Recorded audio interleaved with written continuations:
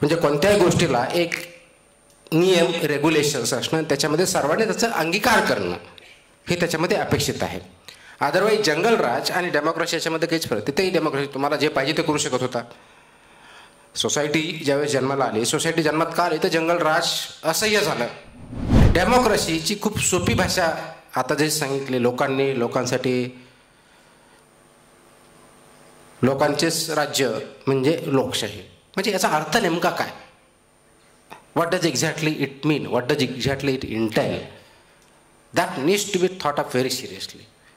आजकाल आपल्याला liberal democracy म्हणण्याचं खूप एक सगळ्या जगामध्ये कोणता आहे तर लिबरल डेमोक्रेसी. वास्तविक पाहता थिअरी, काही लोकांनी जर काही अभ्यास केला असेल याच्यामध्ये, तर थिअरीमध्ये लिबरल डेमोक्रेसी कॉन्ट्राडिक्शन आहे. कारण लिबरलिझम अँड डेमोक्रेसी याच्यामध्ये काही प्रिन्सिपल्स कॉन्ट्राडिक्टरी असतात. डेमोक्रेसी म्हटलं की absolute you are free to do whatever you want, of course with certain restriction. Liberalism तेच म्हणतो, परंतु at the same time principles of equality, liberty आणि फ्रेटर्निटी हे त्याच्यामध्ये येत असतात. जे आपल्या कॉन्स्टिट्यूशनच्या प्रिॲम्बलमध्ये आपण पाठ करतो, पर्टिक्युलर सिव्हिल सर्व्हिसेसला आपण ज्यावेळेस जातो, अभ्यास करत असतो, तर we the people of India having solemnly resolve वगैरे वगैरे वगैरे सगळ्या गोष्टी, अगदी जे काही शब्द असतील ते आपण पाठ करतो, त्याचा अर्थ लावतो. But do we follow it? Do we really mean it? Do we really practise it? हा महत्त्वाचा प्रश्न आहे. पण डेमोक्रेसीचं foundation as compared to any other system of governance जर बघितलं, हे बेसिकली रूल ऑफ लॉवरती आधारलेलं आहे. So the basic principle of democracy is rule of law, not arbitrariness. Arbitrariness and rule of law ह्या टोटल कॉन्ट्रॅडिक्टरी टर्म्स आहेत. म्हणजे कोणत्याही गोष्टीला एक नियम रेग्युलेशन्स असणं, त्याच्यामध्ये सर्वांनी त्याचा अंगीकार करणं हे त्याच्यामध्ये अपेक्षित आहे. अदरवाईज जंगलराज आणि डेमोक्रेसी याच्यामध्ये काहीच फरक. तिथेही डेमोक्रेसी तुम्हाला जे पाहिजे ते करू शकत होता. सोसायटी ज्यावेळेस जन्माला आली, सोसायटी जन्मात का आली तर जंगलराज असह्य झालं. द स्ट्रॉंगेस्ट कोण आहे तो त्याच्यामध्ये सर्वाईव्ह झाला. War of each against all, all against each, जसं हॉब्स म्हणतो त्याप्रमाणे. म्हणजे सर्वात जो पॉवरफुल तो जगणार, जंगलराज. Whoever is the fittest, strongest will survive.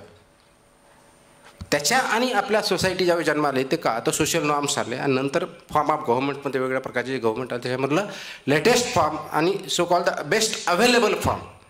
I would not say democracy is the best form of government, परंतु best available form of government जर असेल तर फरक एवढाच आहे की त्याच्यामध्ये रूल ऑफ लॉ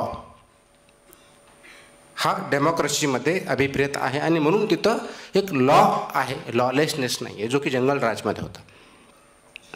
आणि रूल ऑफ लॉ डिफाईन करण्याचं काम कोण केलं तर आपल्या कॉन्स्टिट्यूशनमध्ये त्याचे कसे रूल ऑफ लॉ असतील, म्हणजे equality before law, equal protection of law. म्हणजे रूल ऑफ लॉचे परत दोन प्रिन्सिपल जर बघितले, हे इक्वॅलिटी बिफोर लॉ म्हणजे कायद्यासमोर सर्वांची समानता, आणि इक्वल प्रोटेक्शन ऑफ कायद्याचं सर्वांना सारखं संरक्षण.